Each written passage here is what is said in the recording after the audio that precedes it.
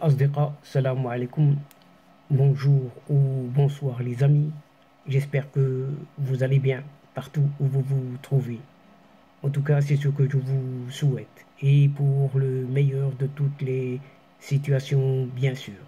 Bienvenue sur votre chaîne Bled Maralibia, qui traite comme toujours de cette actualité nord-africaine.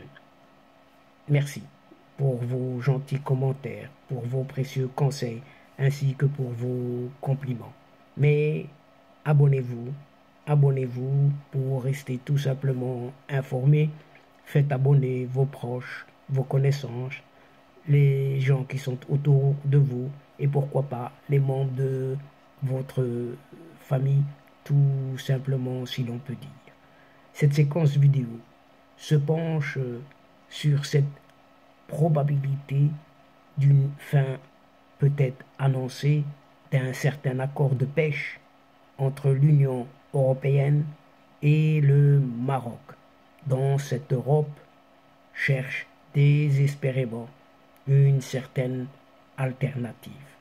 En effet, cet accord de pêche entre l'Union européenne et le Maroc, qui concerne de nombreux navires européens, dont pas moins 92 espagnols, arrive donc cet accord arrive à expiration le 17 juillet prochain.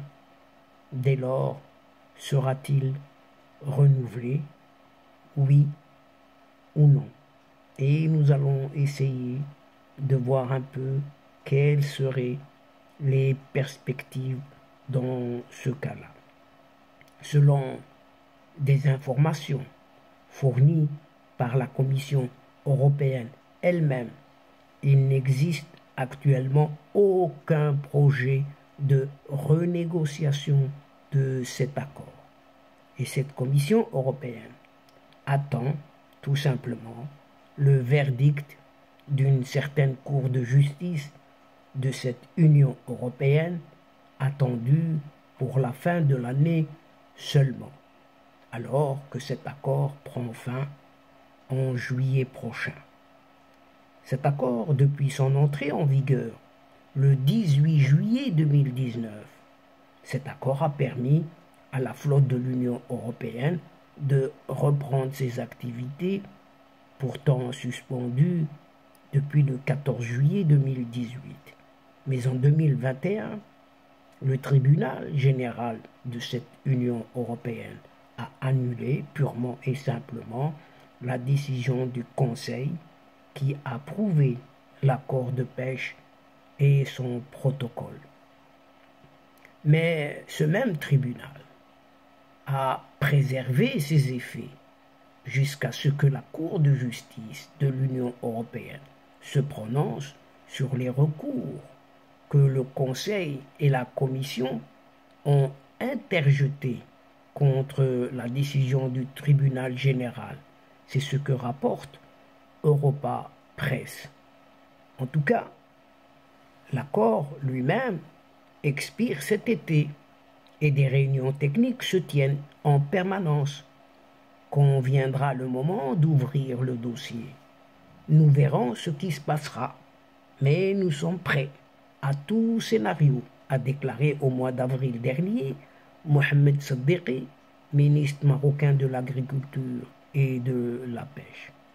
Mais du côté de l'Europe, elle cherche par tous les moyens possibles et imaginables une alternative à l'accord de pêche avec le Maroc, puisque cet accord de pêche entre l'Union européenne et le Maroc va expirer de toute façon le 17 juillet prochain. Et la Commission européenne cherche donc une alternative pour prolonger cet accord en attendant la décision de la Cour de justice de l'Union européenne qui devrait intervenir après cette date, peut-être. Et dans un arrêt de septembre 2021, le tribunal de l'Union européenne a jugé que les accords commerciaux entre l'Union européenne et Rabat, y compris l'accord de pêche, n'était pas valable, car n'ayant pas associé un certain Front Polisario. Et selon l'accord, 92% des activités de pêche sont réalisées dans les eaux sahariennes. Et le Conseil de l'Union européenne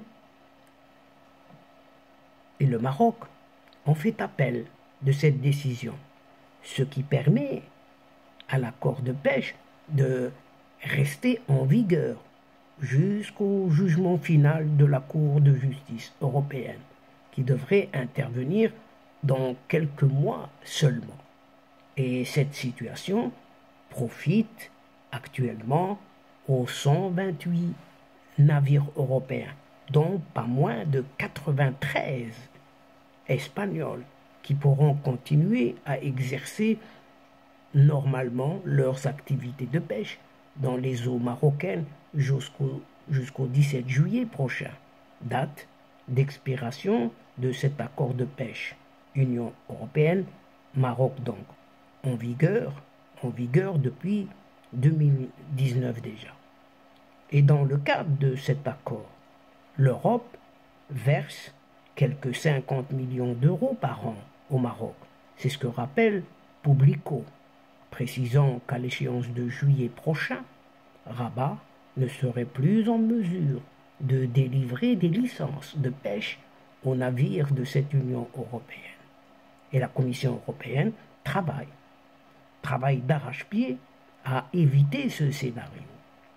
La justice européenne a été claire.